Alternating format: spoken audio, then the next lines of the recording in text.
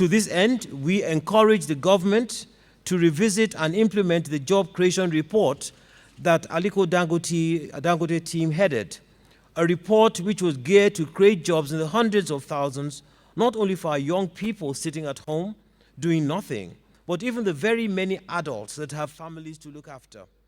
We do not believe that enough initiatives, though many have been made, but not enough have been made to provide enough jobs to dignify the aspirations of our youth.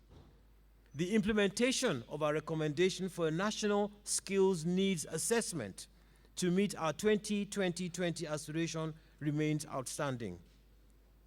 So last year, the members of the 17th Economic Summit also wanted to see the full deregulation of the downstream petroleum sector.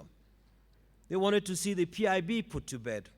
They wanted to see the renegotiation of our deep-sea production sharing contracts, which hitherto had been found to be unfavorable, although still negotiable. The summit wanted to see the completion of the deregulation of the power sector. They sought for the conclusion of the privatization of the railways and wanted to see our initiated road construction projects completed. All these at a level that will visibly impact the nation's economy. That was about last year's position. 2012 started on a very, very rough note for the Nigerian economy, with a collective lockdown by the nation of a magnitude never witnessed in civilian times. And it all centered around the issue of deregulation of the downstream petroleum sector. But in its wake, it educated and aroused the nation's awareness of petroleum subsidy issues. It helped to identify the main players in this subsidy game and started the process of turning off the tap of corruption that surrounded it. At the moment, the jury is still out on how that past is going to be cleaned up. However, in the midst of all this, another major issue was brought to the fore, which forms the second aspect of our theme at this year's summit, and that is cost of governance. Whilst the summit last year had serious issues about the cost of governance in absolute and relative terms, value for money governance was also recognized as an additional challenge. The introduction of a performance management paradigm is now becoming a new way of life for our ministers at the federal level, the benefit of which we are still to witness to the rewards and sanctions that become applicable for performance. We wait on the state governments to take a cue from this federal initiative.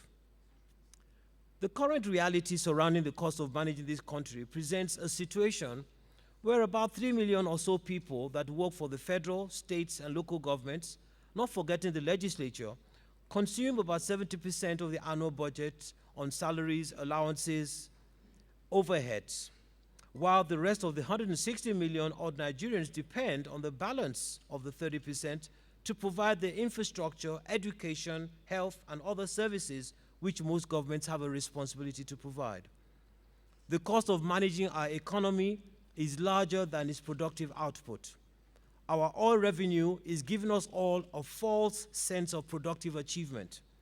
The size of a government must be in line with the size of the economy it has to manage. We are using a sledgehammer to kill an ant. This is a very sensitive issue simply because government that is accused of causing the problem is now expected to fix the problem. But we cannot defend an unsustainable situation. We cannot sustain this model. We all have to fix this problem faster than we're currently addressing it. To say corruption is an acknowledged problem in Nigeria would be a major understatement. The leading international opinion survey organization, Gallup, declared that Nigeria is perceived as the second most corrupt nation in the world in 2012. That was Gallup's opinion. People's perception is their reality. Unfortunately, this perception seems like a reality. We see it around us every day. We have to fix this problem of corruption because it will consume us all. Let us look at some bright news. The Nigerian economy is growing. Whether we believe it or not, the fact is that the economy is growing, and not just by the numbers.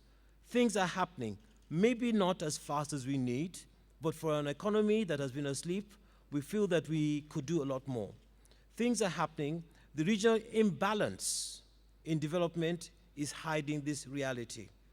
Nigeria has weathered the global economic crisis very well, performing better than the sub-Saharan African countries and the average that they've had over the past 12 years.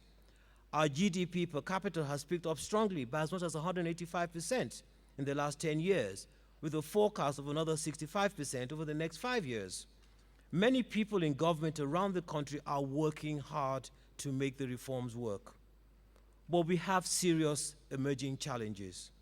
Our population is growing at a rapid rate, with the highest growth rate amongst the 10 emerging economies. It has even been suggested or projected that Nigeria's population will exceed that of the United States by the year 2050 at 402 million people, taking us from number 7 to number 4. About 71% of our population is under the age of 30, and by 2050, over 70% of that figure will be made up of people that are of working age, people we must gainfully employ. We're going to need 3 million new jobs per annum to absorb our graduates.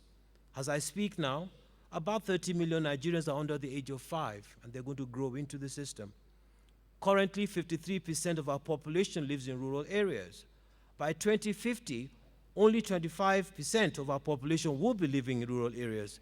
Many will try and move into the cities, creating phenomenal pressure on our cities' infrastructure.